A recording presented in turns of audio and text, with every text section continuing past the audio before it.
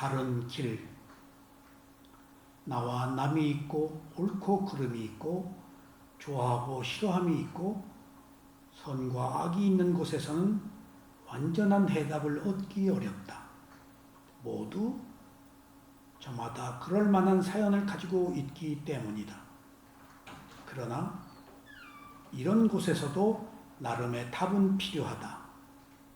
하지만 이때의 답이 모두를 만족시키는 그런 완전한 해답이 될 수 없다.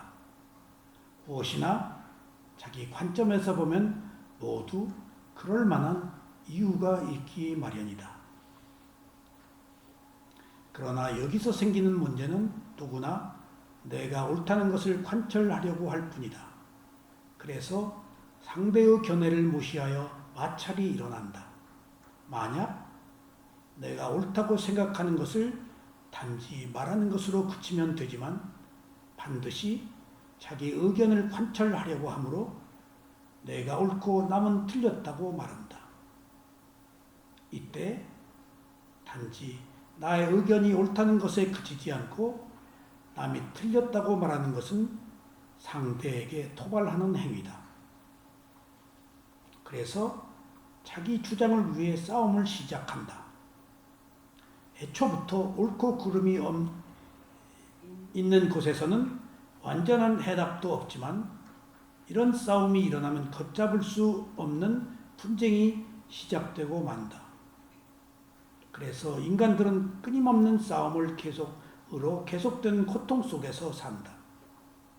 그래서 자기가 생각하는 정의를 위해서 싸우는 투사가 된다. 이것 때문에 분노와 좌절과 슬픔과 비탄의 괴로움을 겪어야 한다.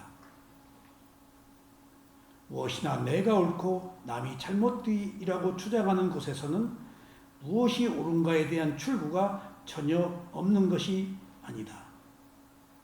무엇이 옳건 그르건 좋아하고 싫어하는 것에 상관없이 어떤 현상이나 있는 그대로 알아차리는 것이 유일한 출구다. 이것이 현상을 있는 그대로 알아차려서 계율과 집중과 지혜를 얻는 팔정도의 길이다. 대상을 있는 그대로 알아차리면 나의 선입관이 작용하지 않고 대상이 가진 실지 않은 진실에 접근할 수 있다. 그러면 그것이 가진 본질적 문제에 대한 해답을 얻을 수 있다. 내가 옳다거나 그러다고 하지 않고 대상을 있는 그대로 알아차리면 마음이 청정해지고 고요함이 생긴다. 이 고요함이 가져오는 결과는 모든 것이 무상하고 괴로움이고 나의 것이라고 할 만한 것이 없는 진리를 발견한다.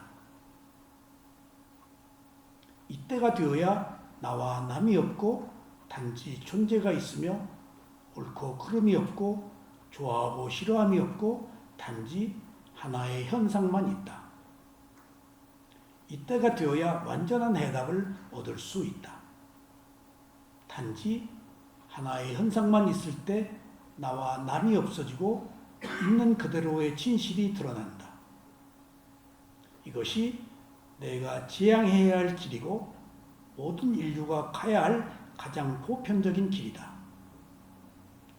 이 길을 갈 때만이 괴로움이 없는 해탈의 자유를 누린다.